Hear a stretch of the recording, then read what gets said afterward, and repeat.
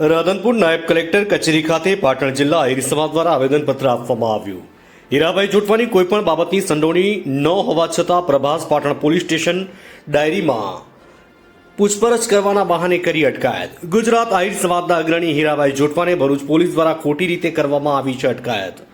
રાધનપુર ખાતે આહિર સમાજના આગેવાનો મોટી સંખ્યામાં ઉપસ્થિત રહ્યા હતા અને આવેદનપત્ર આપ્યું હતું અને સાચો ન્યાય આપવા માંગણી કરી। આ પ્રસંગે બચાભાઈ આહિર તેમજ હરદાસભાઈ આહિર તેમજ આહિર સમાજના યુવા અગ્રણી નરેશભાઈ આહિર, ગોતરકાઈ અને અબિયાણા ગામના પૂર્વ સરપંચ વીરાભાઈ આહિર, બારુભાઈ આહિર પાઠણકા અને રમભાઈ આહિર સમાજના અન્ય અગ્રણીઓ મોટી સંખ્યામાં ઉપસ્થિત રહ્યા હતા। ન્યાય અપાવવાની માંગણી સાથે રાધનપુર સેવા સદન ખાતે નાયબ કલેક્ટરશ્રીને આવેદનપત્ર આપવામાં આવ્યું હતું।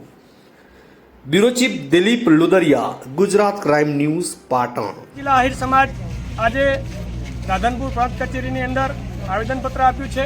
આખા ગુજરાતની અંદર એક આહિર સમાજ દરેક જિલ્લે તાલુકે આવેદનપત્ર આપી રહ્યો છે। ત્યારે હીરાભાઈ જોટવા એટલે આહિર સમાજનું એક હીર કહેવાય। એવા માણસને ખોટી રીતે સરકારે કાવા દાવા કરી અને એને જેલમાં અંદર કર્યા છે। તો સરકારશ્રીને અમારી વિનંતી છે કે તાત્કાલિક હીરાભાઈ જોટવાને છોડવામાં આપે અને એમને ન્યાય મળે। જો ન્યાય નહીં મળે તો આહિર સમાજ ગુજરાતની અંદર ગામડે જ્યાં જરૂર પડશે ત્યાં કાર્યક્રમો આપશે, રસ્તા ઉપર ઉતરશું અને આવનારા દિવસોની અંદર હીરાભાઈના પડખે આહિર સમાજ ઊભો છે અને કાયમી ઊભો રહેશે। જય હિન્દ, જય ભારત। શું નામ તમારું? હરદાસભાઈ અમદાભાઈ આહિર, વડિયાર આહિર સમાજ પ્રમુખ।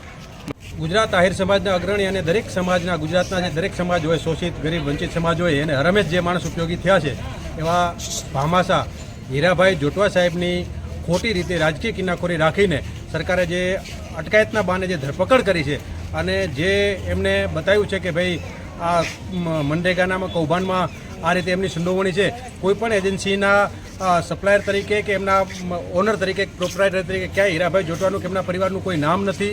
3 વર્ષ જૂની ફરિયાદ છે અને ક્યાંય પણ મટીરિયલ સપ્લાયમાં એનો કોઈ રીતે ડાયરેક્ટ કે ઇનડાયરેક્ટ રીતે, સીધી રીતે કે આડત રીતે કોઈ પણ જાતની એમાં સંડોવણી નથી। તેમ છતાં પણ સરકારે પોતાના આગેવાનો, પોતાના મંત્રીશ્રીઓનું જે નામ આમાં આવતું હતું અને એના કારણે બેલેન્સ કરવા માટે થઈ અને હીરાભાઈ જોટવા જેવા પ્રતિષ્ઠિત માણસને જ્યારે આમાં જોડવામાં આવ્યા છે ત્યારે સમગ્ર ગુજરાતનો આહિર સમાજ આ ઘટનાને વખોડે છે અને તેમણે સમગ્ર ગુજરાતમાં કલેક્ટરશ્રી, નાયબ કલેક્ટરશ્રી, મામલતદારશ્રીને આવેદનપત્ર આપવાના કાર્યક્રમો કર્યા છે અને હજુ પણ જો આ બાબતે સરકાર ગંભીરતાથી નહીં વિચારે, તટસ્થને યોગ્ય ન્યાયિક તપાસ કરીને જો હીરાભાઈ બાબતમાં જો સરકાર નહીં વિચારે તો સમગ્ર ગુજરાતનો આહિર સમાજ કાર્યક્રમો કરશે, સભાઓ કરશે અને આગળની આહિર